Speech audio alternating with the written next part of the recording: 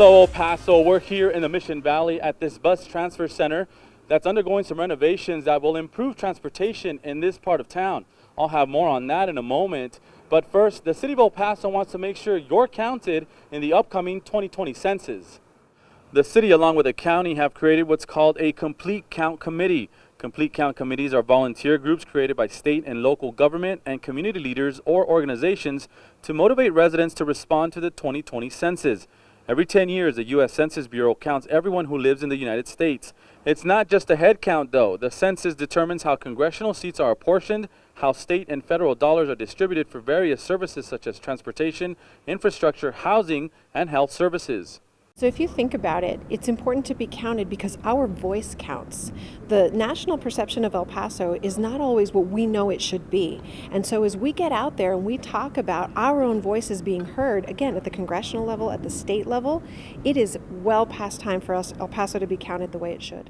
The city is accepting application packets from people with expertise and involvement in community sectors such as education, business, media, and youth coalitions. Training will be offered as well as planning and resource needs. For more information, visit the Community and Human Development Department at elpasotexas.gov.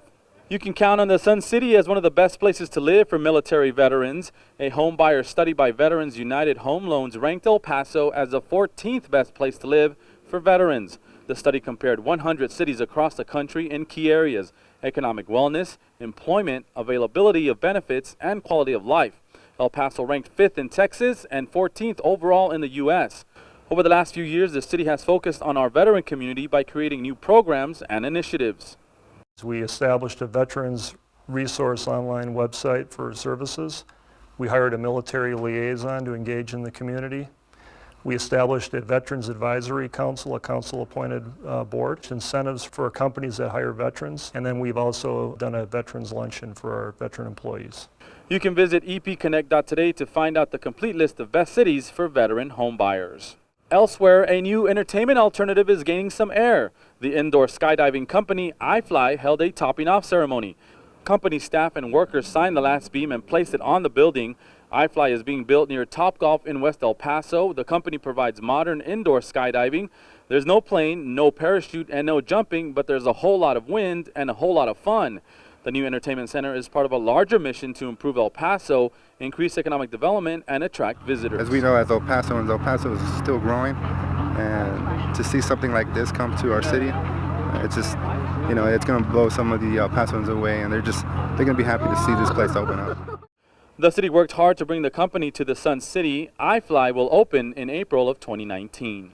Back here in the Mission Valley, construction is already underway to make improvements to the Nestor Valencia Transfer Center that's located on Alameda near Zaragoza. The $1 million project includes outside seating with shade, vending machines, Wi-Fi, digital schedule displays, more lights for pedestrians, as well as landscaping. The transfer center is a major public transportation hub in the valley. Upgrades are expected to make the facility safer and more efficient. Pues fíjate que mucho mejor. Para atrás no vamos, para adelante y bien recio. But it's exciting to know that it's going to be different than how it is right now. The center will pair the new Alameda Brio that is nearing the end of construction. The transfer center is expected to be complete in 2019. In other city-related news, a large number of pedestrian deaths in our city is raising concerns. The El Paso Police Department says there have been 64 traffic-related deaths so far this year, and nearly half of those are pedestrians. Most of the pedestrian deaths involve people not using a crosswalk. In light of these incidents, police and city leaders are asking everyone to use more caution on the road. They say pedestrians and drivers need to work together to stay safe. Well, if you're a pedestrian, the best thing to do is cross where you're supposed to cross.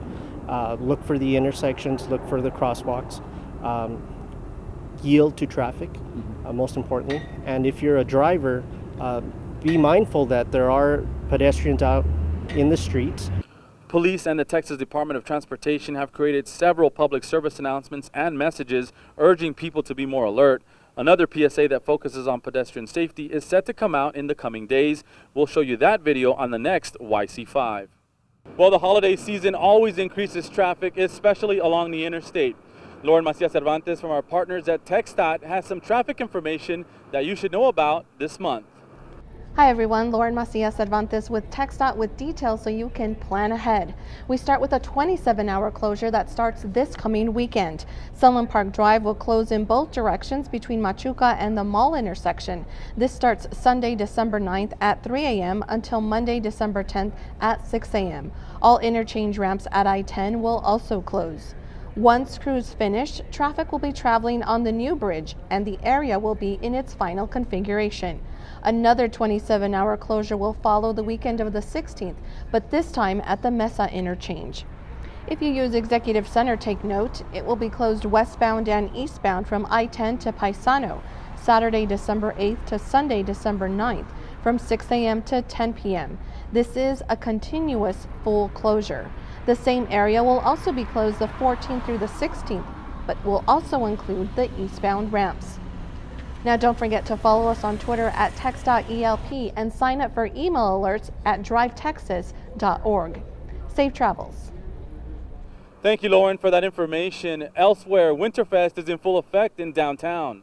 There is something for everyone each day of the week. Of course, there's ice skating, but you can also see some holiday movies at the main library and Plaza Theater. There's plenty of music and entertainment, and don't forget about shopping either. There's also the lights at San Jacinto Plaza.